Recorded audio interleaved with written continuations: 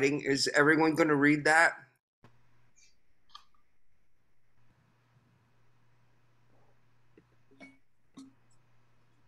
Thank you, Rose. I'm kind of wading through this like everybody else. You're doing a wonderful job, you and Jay. Thank you. The reason why I wanted to talk about right relations and really the gift of right relations is because I saw right relationships in action many, many years ago with our community when I was going through a really, really hard time.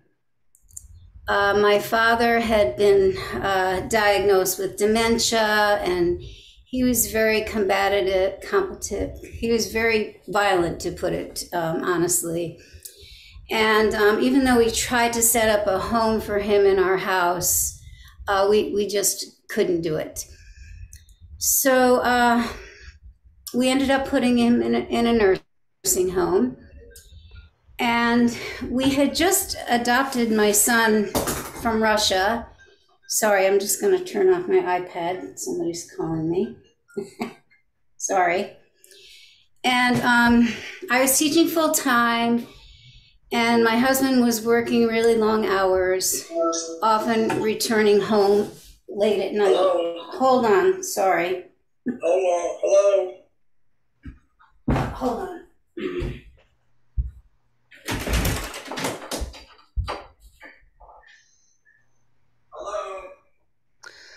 Let me say a few words. The Sunday Service Ministry is looking for new members.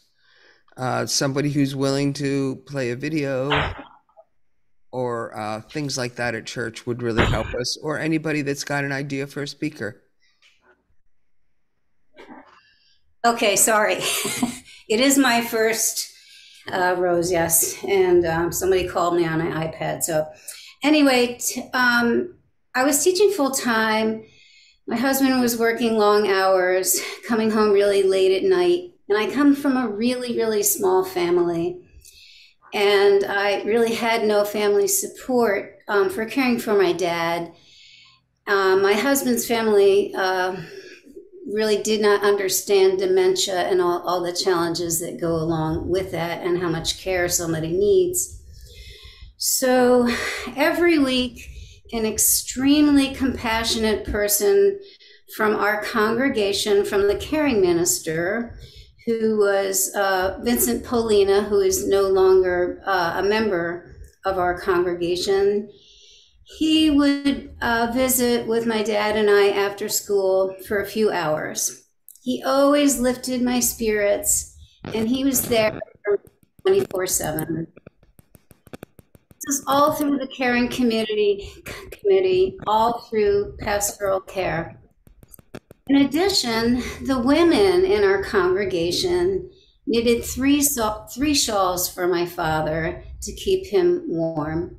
So for 2 years, the love and the support from our Unitarian community was nonstop, really never asking for anything in return. So this sermon is called the gifts of right relationship. And right relationship is, to be honest, a bit of a kind of an inside baseball term used in churches, especially our Unitarian Universalist ones.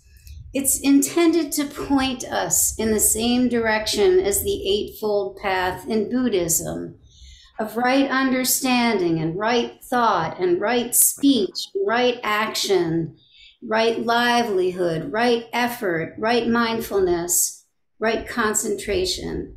And in this sense, the word right means to indicate a way of being that is whole, intentional, healthy, holy, if you will. And to be in right relationship is to engage each other with intention and awareness and compassion and patience and respect, and really a holy form of love. Mind you, that is a very tall order. My goals are quite simple for our congregation. and this is a joke.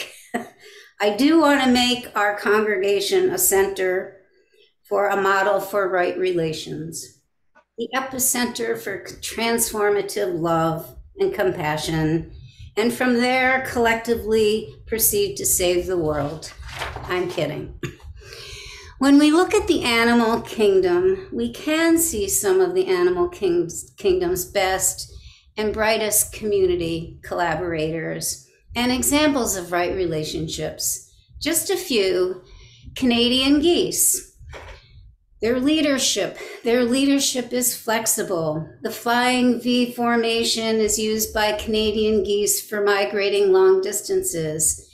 And if the leader of the apex or the V gets tired or sick, another goose steps up to take its place. This ability to rotate leadership shows how important it is, not only for the leaders, but for the whole team to be flexible and watch out for each other. Honeybees. Honeybees are often used as examples as teamwork. A hive of honeybees, as I'm sure most of you know, can have up to about 60,000 bees. And each bee has a specific job that contributes to the overall success of the hive and of making honey. And dolphins communicate. They communicate in so many different ways, from their vocalises to their tail slapping. They use so many different methods of communication to direct, to lead, and to protect each other. So it's helpful to just take some tips from our beloved animals with whom we share this amazing planet. Without question, I do believe that as a congregation, we should seek to live in right relationship, and that a covenant should guide us in that. Yet it seems to me that before we seriously engage in the work of the covenant, it would be helpful to think about what kind of a community we actually are. I see us in some ways similar to a jazz band, thanks to you, Hollis, for all the beautiful jazz music you've introduced us to all these years. The Reverend Otis Moss explains it this way: jazz is really about the beloved community and democracy, taking elements that are not really supposed to play together, music that comes out of Africa, but then connects us with the indigenous communities, and then the French and the German community, and sometimes, occasionally, you see the best of jazz in New Orleans, not to mention incredible bands, but also gumbo. The instruments in jazz are really not supposed to play together. Saxophones are from marching bands, and drum sets are really not designed to play with pianos, and bassists are supposed to use bows, not really your finger. And yet they all play together. Everyone in the jazz band is given the right to solo, meaning that everyone can bring their own cultural narrative to the table. And in that march, you can almost hear America's jam session going on and perhaps get a glimpse of our beloved community. And maybe, just maybe, if we listen to Louis Armstrong or Billie Holiday, maybe America can have a model for accepting diversity, if you will. So we are similar to musicians in a jazz band, or as a foodie myself, as to all the ingredients in gumbo. Blessed are we. Our congregation comes in all shapes and sizes. We have intellectuals, we have dreamers, we have rebels, we have heretics, we have outcasts, we have the walkers of our own way, we have wanderers who are not lost, we have protesters, we have protectors, we have authentic cisgender gays, queers, we have gentle souls, we have very bold souls, the doers, the shakers, even our couch potatoes. We're introverts, we're extroverts, And we really, really can't be defined. Blessed are we all. We are all gathered here together, and our congregation, if you will, is our spiritual home. It's centered in our shared values of Unitarian Universalism. And it is a place where we practice our faith, and it is the place where we define our culture. Our culture as a congregation is determined by what we profess. Our culture is determined by what we do together and how we treat one another, what we profess, what we do, how we treat one another. These are our spiritual practices, but they also create our culture. And our right relations take that culture and define it. Not the ones I do really like to read our right relations policy during our congregational meeting. But maybe as we look a little bit further on, maybe to the next years, if you will, we could maybe even see our own congregation as a laboratory congregation, a place where we can try new things together, see what works, what expands our possibility, what really transforms our lives, and what doesn't. And when something works, we will celebrate. And when it doesn't, we can let go and try something else. And to do that does require some capabilities as a congregation, which I think we already have. And I think that are also seen in healthy organizations as well as healthy individuals. A strong self-awareness of ourselves as a congregation, thinking, we're good at this. We need to grow in that. Maybe we need to learn this thing from other congregations. Maybe we need to look for other wisdoms that we don't already have. In addition to creating a right relations culture, it requires taking care of one another, building a community where each of us considers it's part of our commitment to support each other along the way. And that may look really different as we each have different strengths and gifts, but it must be a part of our identity as a congregation. None of us has to go it alone. We are all in this together, and we do take care of one another. But as we have to also be a place where we can make mistakes, talk things through, apologize, adjust, and go forward together, we must be a place where we make it safe to make a mistake, to be wrong occasionally, as we all are, and still feel safe and accepted. We all need to learn and grow.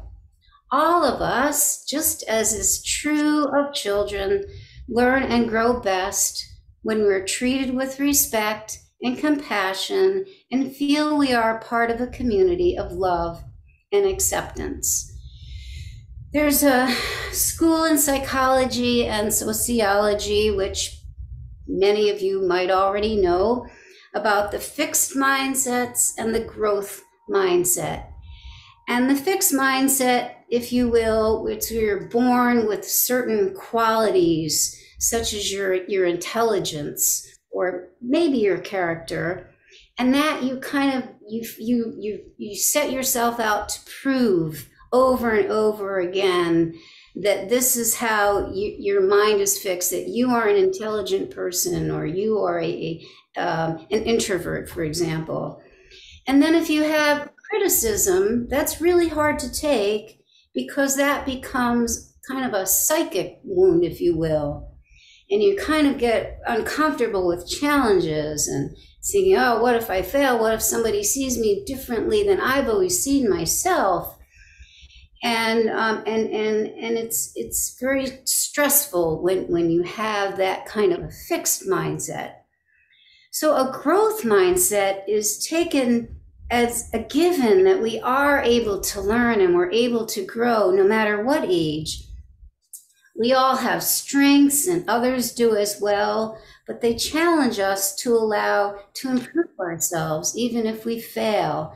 And failure doesn't define us. It's one of the most valuable ways that we can learn and improve. So then you can see that others are not innately better or worse than we are. And so we look for both, for what we can learn from them or what we can share with them. And our partnerships with people of all different abilities are opportunities to build something with the strengths among us, not competitions to determine who is best. A growth mindset assumes that our whole lives are opportunities to seek wisdom, to see failure or criticism as valuable lessons, and to create communities that encourage members to bring their gifts to the table in service of the greater good that can be accomplished together. These are turbulent times. The gods of radical individualism and the supremacy of our preferences are really hard to resist. We're all hungry for places to rest, to refresh our spirits, to find our North Star, and some good companions along the way for the journey. I believe that our congregation is that place. It's not perfect. We are not perfect. But like a good community with a growth mindset, we're growing, we're learning, we're taking challenges as an opportunity. We're seeking to magnify what is best in one another. And that, to me, is what it means to be in right relationship. That's what it means to be a people of a covenant rather than a creed. That's what it means to me to have a culture and define a culture of love and respect, which is supported by our faith. But what I can say for sure is that I am really glad to be on this journey with you. Blessed be. Amen. Namaste. Thank you. And now for our last closing song, we are building a new way, and the lyrics will be on the video.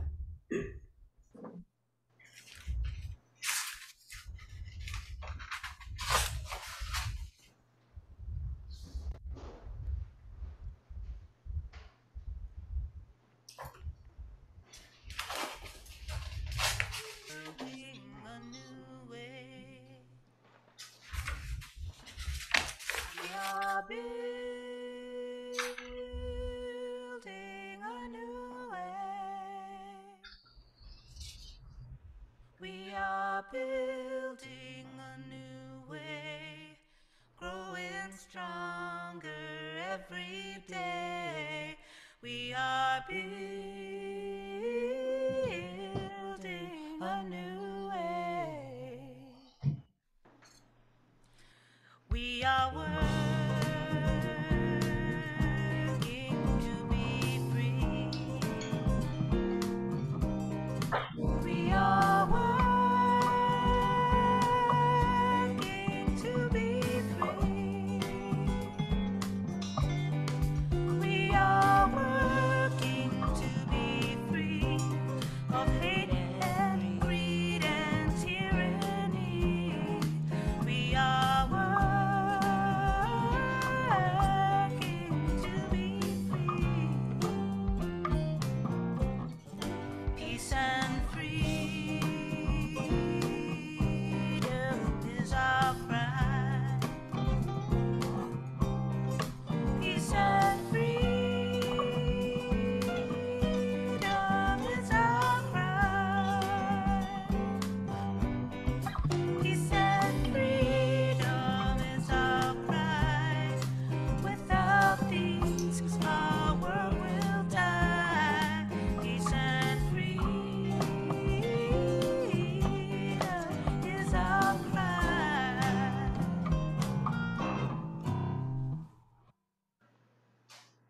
We are